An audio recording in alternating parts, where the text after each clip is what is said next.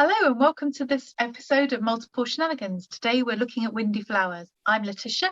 I'm Jeanette. We've not talked for a while, have we? It's I don't know how long it's been. We've no idea. I'm not going to lie, it's been a bit crazy. Oh, yeah. Yeah. Got a poorly cat. Yeah, poor Chip.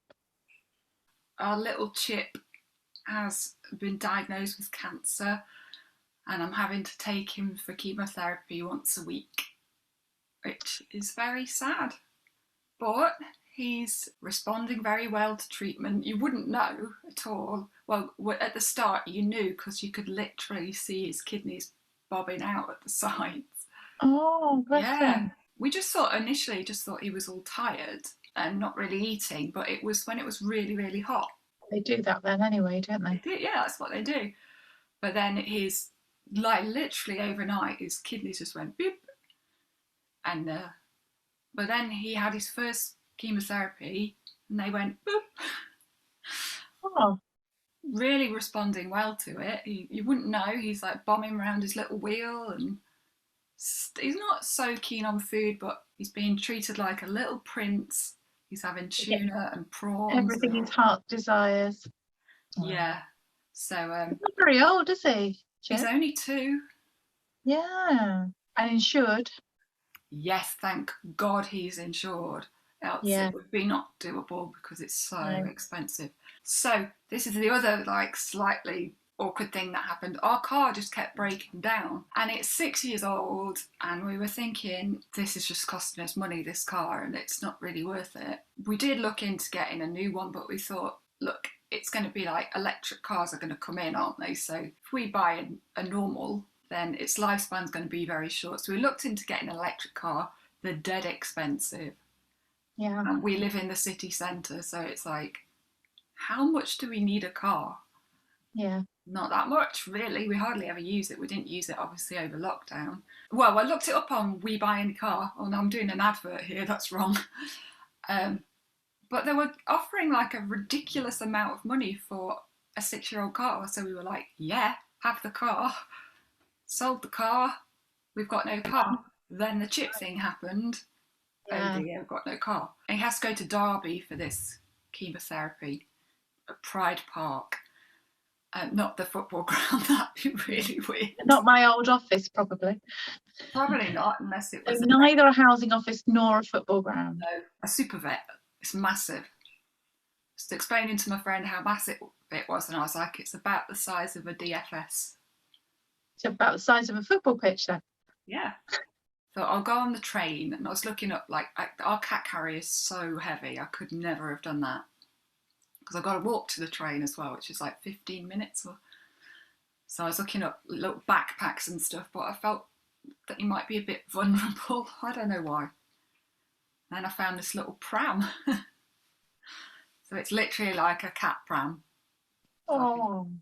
Ferrying him around of a Thursday to get to the vets. And I do that and I'm knackered afterwards. I imagine you are, yeah. I mean, it's emotional stress and physical stress. Yeah. And everything, really. Yeah. So that's a major thing. We started rehearsing we have got a show at the Playhouse for our Star Wars show. That's a non-musical Star Wars show. Yeah, been a busy time. And last time we spoke, you just had your first gig since lockdown, I think. Yes. Yeah, that went well. It was good. It was fun. Mm. So your second one's at the Playhouse. Yeah, main stage. They've upgraded us. We were on the little stage and now we've gone main. Got a ticket. Yay! Can't remember what happens in Star Wars though. Anyone know? You. Yeah. Remember that bit? Yeah. How about you?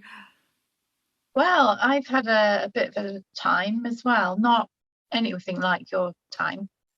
But I've been, as you know, looking for somewhere to move for nearly 3 years now. So I've just got to the end of my tether and I went to look at a house and I just thought, I'm just going to get anything, which is a crazy way of thinking. But I just got to that, my friend Kate just happened to ring me on spec and say, are you free for the next hour and a half? Because I'm in town and I'm waiting to go to a concert and it doesn't start for a bit. And I said, well, I'm about to view a house. Do you want to come? So she came with me. And you know, things you don't know about your friends. She used to work in an estate agent. And her mum was an estate agent. She knows how to speak estate agent language. Nice. It was amazing. So I went to view this house and I thought, well, it's not quite perfect, but, you know, it's got most of the stuff. It'll do. And she said, well, what are your top 3 things? And my top 3 things are downstairs toilet, driveway, and sunny yard. Because obviously, you know, often we don't get to go out and do stuff. So having a space to go is, for me, really important. She said, right, well, this isn't your house. And I was like, why? She said, well, it hasn't got a downstairs loo. And yes, you might be able to put one in the pantry, which is what I was thinking. She said, but you can't move the sun. So it's not your house. I'm like, she's right. So having concluded that you can't move the sun, it was obviously the house was in the wrong place. So that was really good advice. And then she said to me, why don't you sell your house now while the market's high, then rent somewhere in the areas you think you want to go, and then you know, because I've got 2 areas in mind and they're quite different areas. I thought, oh, do you know, that would make life so much easier. That's what I'm going to do. And I had a performance as well. Having been so careful and not really been in big groups at all, I've been to one indoor event, and that was one I arranged, and I knew it was really spaced out and there was lots of air and everything. And that was about a month earlier. And then at the last minute, I applied to perform at this event. So I had to get in because they were all quite high caliber and they wanted 2 half-hour sets. And I was just like, yeah, that'll never happen. Sent it off, got a reply the next morning. So I performed at Camper Calling Festival with 20,000 people at Camper Calling Festival. Oh my Lord. 6s and maybe 8s to 20,000. I was like, what am I doing? That's amazing. I didn't know this. It was very exciting. Okay, not all 20,000 of them were at the stage where the poetry was, but that's not the point. They were all there. They were there. So people that were on before me were like Craig Charles and famouses. Oh, lots of famous people. Can't remember them. Manic Street Preachers were on just after me. A lot of this music was on in the afternoon, which was at the same concurrent with the poetry stage. So at one point I did my set, ran to the loo, ran down to the front, and I started dancing to the Dub Pistols because I really like their music. And then I realised that being careful and staying out of crowds, I'd just run to the middle of the dance pit right in the front of the stage. And I was dancing and then I was like, oh, you've done that going somewhere that I was avoiding thing. But, you know, it was all outside. It wasn't indoors or anything, so it was completely in the open. But yeah, I did have a little dance to them, and then I had to run back to the poetry stage after. But the one advantage of being a performer is that you get to stay in the performer camping. The performer camping is literally just behind the main stage. So I could keep going back for a little lie down every hour. Yeah. Whatever. Yeah. So that was amazing. Really nice. Yeah. So I did the Friday and I did the Sunday, and I was just there for the whole weekend and met lots of nice new poetry people. And oh my God. You're a superstar. Yeah, so I went from like 6 people to 20,000 people, and now I'm back to like very small groups again. That's why I felt a bit crazy about going to the festivals. Like, I've been so careful for so long, and I've gone to a huge event. Yeah, and if I was to get it now, I'd be like an idiot. Sounds like we'll get a booster though. I might not go out until that point. You've got to go out. You've got a gig. You're on at the Playhouse. But we're on the main stage, space. That's all right. Keep that audience at bay. Space, and we will be pretending to be in space. So it's all of the space. In space, no one can hear you sneeze. Oh, I got really excited today because I ordered a tripod to put my camera on. Not using it to record this, obviously, because that would have been logical. So I've got this new tripod, which is very exciting. And so I've just been recording myself reading some poems. Well, people do this thing from memory. Obviously, I don't do things from memory. But I've just figured out I can just about get the music stand just behind the tripod with the words just close enough to the screen that I could just look like I'm looking into space for a bit and then back at the camera. Amazing. So hopefully, check out my YouTube. Oh, you'll never know, but you do know. So. Yeah. You've just taken people literally behind the curtain of your performance there. Behind the tripod. Behind the tripod to the music stand. Like that. Oh, it's a bit meta. It's about what, like when I wrote about the cat sitting on my mouse mat, which is a picture of the cat with on a mouse.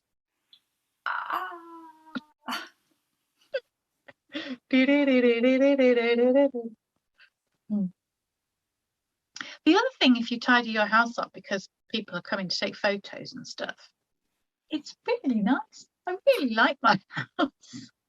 I like it when people come round and you have to tidy up, because then you're like, yeah, tidy is good. It's exhausting though, isn't it, maintaining tidy? I'm very not tidy. Well, sometimes it's an energy choice, isn't it? Like wash up and put all the things away and tidy up, or have a little snooze. And I think little snooze wins every time for me. I'm going to be honest and say, even pre all this shit, I was never tidy. I've never been. My mum, when I was growing up, was super tidy, and I think it's like a very childish rebellion thing. I will not be told to be tidy. Yeah, it doesn't always work like that, because then I would be super tidy.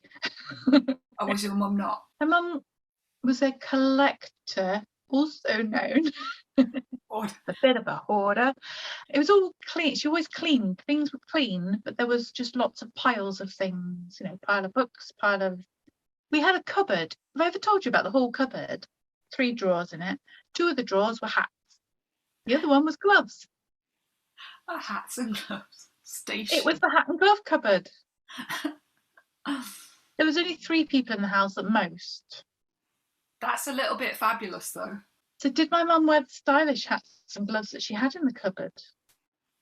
Or did she mostly wear the fluorescent yellow hat with the bobble on the top and the little plait stands that you could tie up that my brother gave her? Before that, she had a woolly hat that said hat on it. It said hat, hat, hat on it. And she had gloves that said glove, glove, gloves on it. And a scarf that said, guess what? Glove, scarf on it. But she didn't like the scarf very much, but she did wear hat, hat, hat and glove, glove, gloves. Not the stylish purple leather ones, not the fur cuffed ones. And she got a silk wardrobe. And she had a silk wardrobe, yeah. Yeah, lots of things. So if I was a rebel, I would be a minimalist, and things would be much easier when you want to move home. You see, my mum says she's tidy because her mum wasn't. So it's like but I wish I was way tidier. Like you say, I'm not like dirty. No, there's a difference between tidy and dirty, I think. Untidy and dirty. I like to think I'm not dirty, but I am untidy. You've got a very nice top on. And what do you have on your top today? Flowers. Do you have a story with it? Actually don't. But I was just thinking how at one point in time I wore quite a lot of flowers. But then that was like a 90s thing when I was young. And it was a big thing, wasn't it? Like I mean, it's come back over the past few years, isn't it? Like a flowery dress. I found a flower necklace. When I put all of my jewellery away, I found I had a necklace of beady things that's made to look like a flower. Neither of us have flower in our hair, do you? What's that on your... I have. I've not got my usual flower. I've got this flower, because I thought it kind of matched this top, but actually it kind of disappears in my hair. But for people who quite regularly wear flowers in our hair, I didn't even think. I know. Yeah, for the flower episode, let's not wear flowers. In fact, right in front of me, I've got a little flower brooch, which I quite often wear. Not wearing that today. I don't have that many flowery clothes anymore. So this is why, even though it's gone cold, I've got my shoulders out. And it's not cold in here, so I thought it'd be all right. But as I was saying to you as we were getting ready, it's got stretch, which can ride up. It's a bit awkward. But it looks great. It looks very stylish. Thank you. I remember saying to my auntie that I hate flowers on clothes and I don't wear them ever. But then turns out I've got three.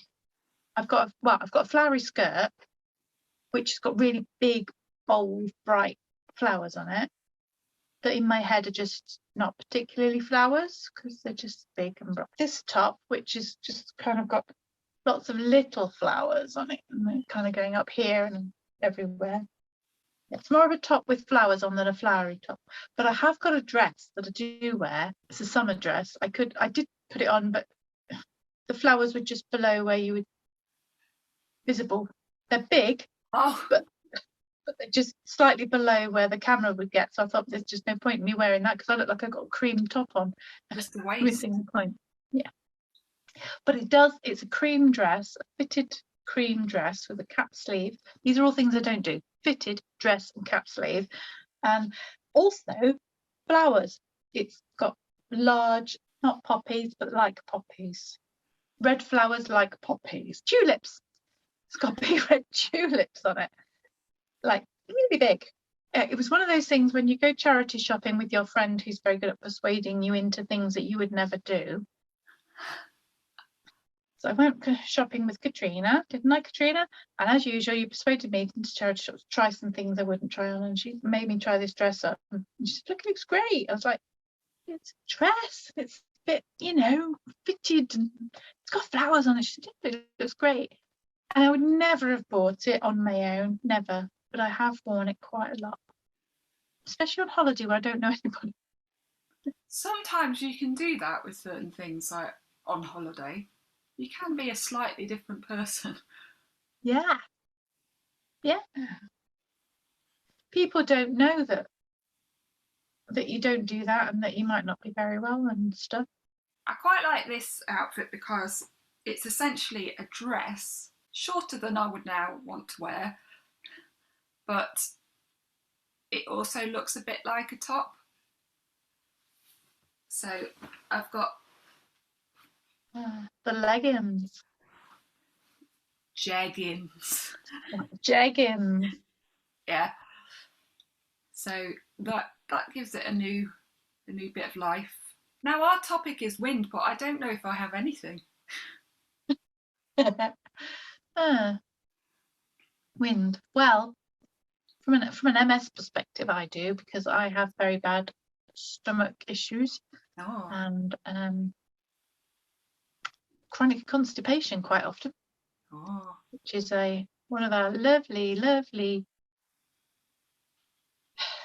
to say side effects, but they're not side effects. What are they called? Symptom? That's them. Yeah, symptom. Taking all the medication to prevent that often leaves me quite windy. So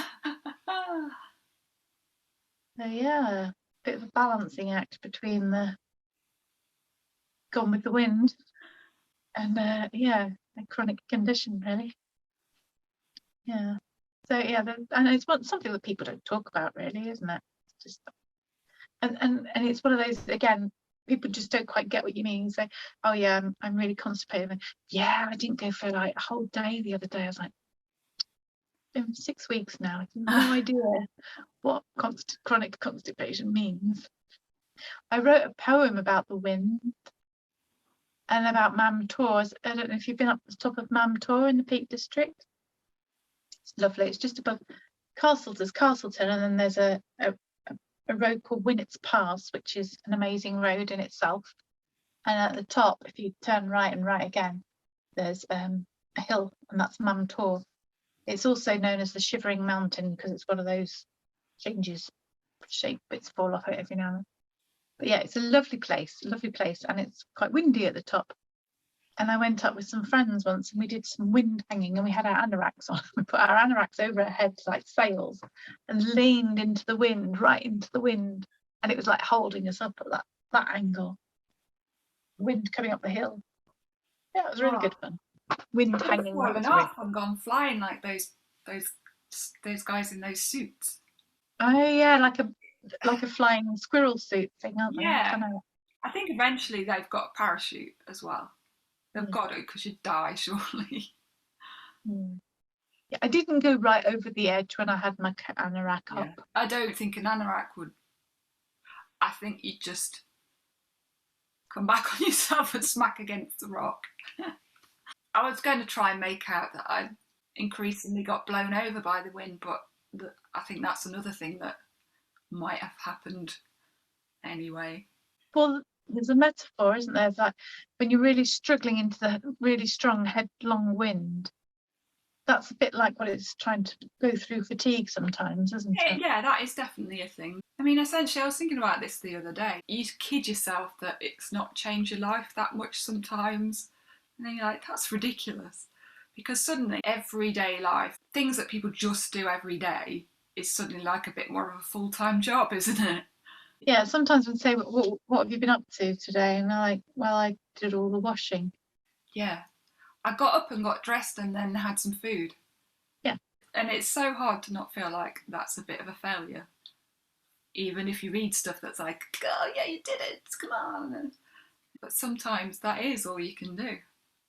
It is.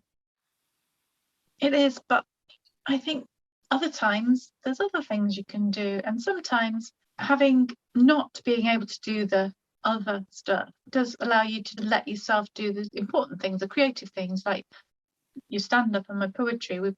I don't know if I would have been doing this in this way if I was still working full time and doing a part time job and playing badminton and teaching dancing. I think I've had a few weeks of really pushing it and I'm feeling it now. And suddenly I'm like, what's wrong? Like I've just been living as if there's no problems. And you can kid yourself for a couple of weeks, can't you? And really push You it, can, push it. And then you're like, yeah, bam, oh, I'm dying.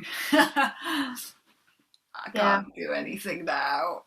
And it's stupid because it's just the same thing over and over again. Like, I'm here again. Why did I think that I could do all this other stuff and be okay? I went to a group called the Nifty Fifties. A friend of mine was telling me about it, and it's in the leisure centre, and it's from 9:30 till 12:30, I think it is. I thought, well, I'm not going to go anywhere at 9:30. Might get there for 11 or 11:30, but I thought, well, that gives me an hour and a bit. When I got there, these people, I mean, obviously I was the youngest person there, and they were playing table tennis and badminton. Well, I wanted to play badminton, that's why I'd gone. And you can go swimming, and you can go to the gym, and you can do Zumba, and you can do aqua. It was just so many things. I was like, there's so many things. So many things. And so I just went to play badminton, and the first time I went, I played 4 games of badminton over about an hour and a half, hour and 3/4. And I thought, I'm going to so ache the next day. I just thought I might die the next day. Next day I was fine. The day after that I was fine. I thought, this is really interesting. The following week I went, and my body just went, no, that's it. And my brain kind of left my body. And then a group of women said, do you want to play? 'Cause it's usually men or mixed doubles. They said, look, we can have an all women's game there. We can get on the court before the men push us off. Okay. So I got on court, and then I couldn't seem to move my feet or my racket in any like coherent manner. So on Wednesday we're meeting for an hour just to do some fast badminton, and then we're on Friday we're going to and they have this whole social life which is brilliant. I said, well, I'm sorry, but I'm just too exhausted. And they're looking at me, and I thought, I know you're 20 years older than me, literally 20 years older than me, but I can't do that. And this guy said, oh, I'm a bit hungry. I said, yeah, I'm really hungry. He said, oh, do you want to cycle over to KFC and treat ourselves, to some KFC? I thought, oh, no, I'm getting in my van and going home to bed. I might even get in my van and have a sleep before I go home to bed. I'm not doing any cycling anywhere.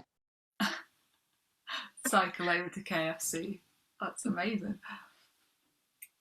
I like his style though. Do you want to go cycle over to KFC? Yeah, I said, I don't have the energy to do that, I'm afraid. And he looked at me and he said, I'm 92. So no, you're doing great. Do you tell them, or do you just let them think you're a bit pathetic? Just a bit rubbish.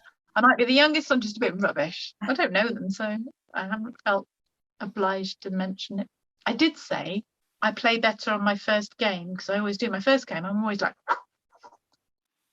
second game, I'm a bit, then after that, it's just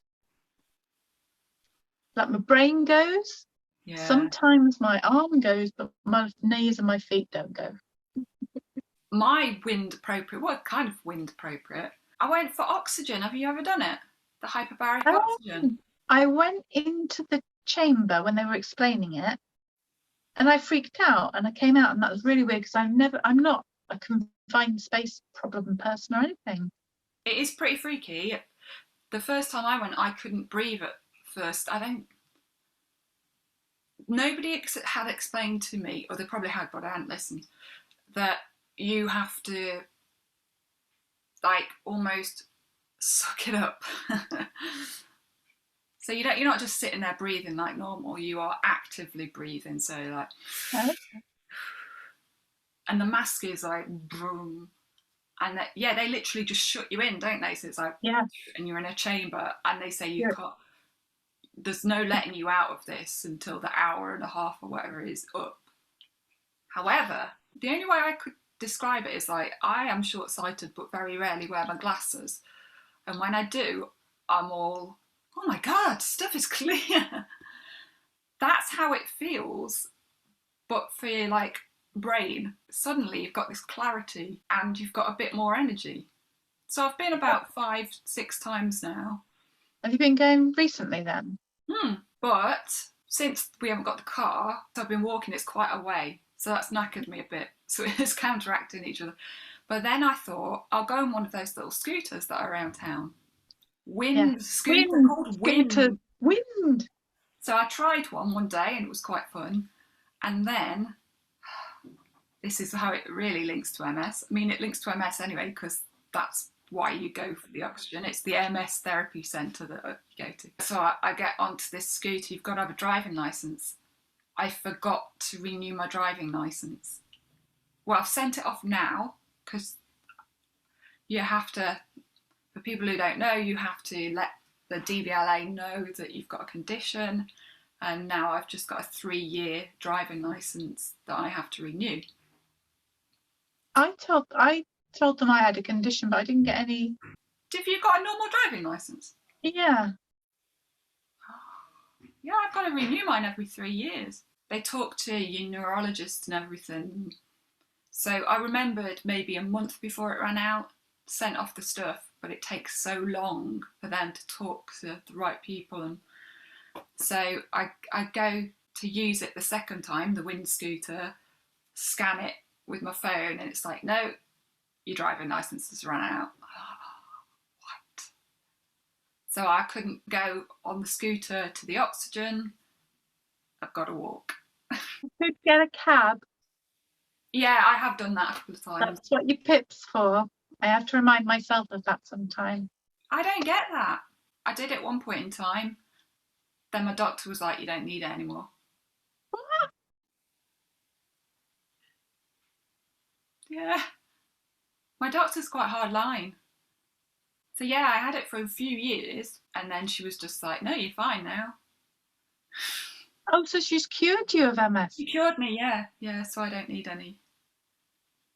That's just not right. So yeah, I can't even get a blue badge, because you pretty much need that, don't you? Yeah. So I did have a blue badge. Not anymore. Although, obviously, we don't have a car now, so it doesn't really matter. It does, because you can use it in anybody else's vehicle. Ah. It's registered to you, not to the vehicle. I don't really associate with vehicle users, though. It's just the thing with me. That's so bad, isn't it? That is really bad. Yeah, and she made me feel like bad about it as well. Oh, well, you can't have this anymore. What are you trying to do? Oh. My GP was completely the opposite. I think you should look into that and ignore your GP. You don't have to go via your GP. But at that time, I was like, it was a battle to get ESA. ESA? Yeah. When I was really, when I was just really ill, like noticeably so. And after going through that and like having to, it got to tribunals and whatever they are, when I really shouldn't have been getting stressed and stuff. The idea of then disputing my own doctor about the other side of it, I was like, nah, cannot do. This is why the system doesn't work, that people that are not very well have to argue that they're not very well. Incurable conditions like multiple sclerosis obviously just go away, don't they? We definitely need to do an episode about the process. You get these people interview who have no idea and they contradict neurologists and stuff. Yeah. You go, I've been told this is this. And they'll go, oh, you've got it mildly. And you're like, no, that's exactly not what they said. I often can't feel my fingers. I can use them, I can't feel them. And at one point, because I picked up a pen or pencil to write, she said, well, obviously there's nothing wrong with your fingers. I said, well, there is. I can't feel them. But you can use a pen. So, yeah, but I don't know if it's hot or cold, and if I put my hands in scalding water or... So bad, isn't it? Yeah. And you're like, yeah, just because I did that today. Yeah, exactly. Do it tomorrow or like in a week's time. That's so ridiculous, wasn't it? Another episode, we're definitely going to go into this. Yes. Absolutely, yeah. So you didn't get to go on the windy scooter, and I haven't had a go on them yet. I want to have a go on those scooters. But if you've got your driving licence, when you get your driving licence back, city cars in Nottingham, we've got cars that you can hire for per mile, just by logging on and logging off the parks. There's one park not far from where you are, there's some in the park, and you can just use it to go to the thing and come back again. And it would cost you about 60p, 80p. No way. Yeah, city cars. Look up city cars. I used to promote them as part of a job I had years ago.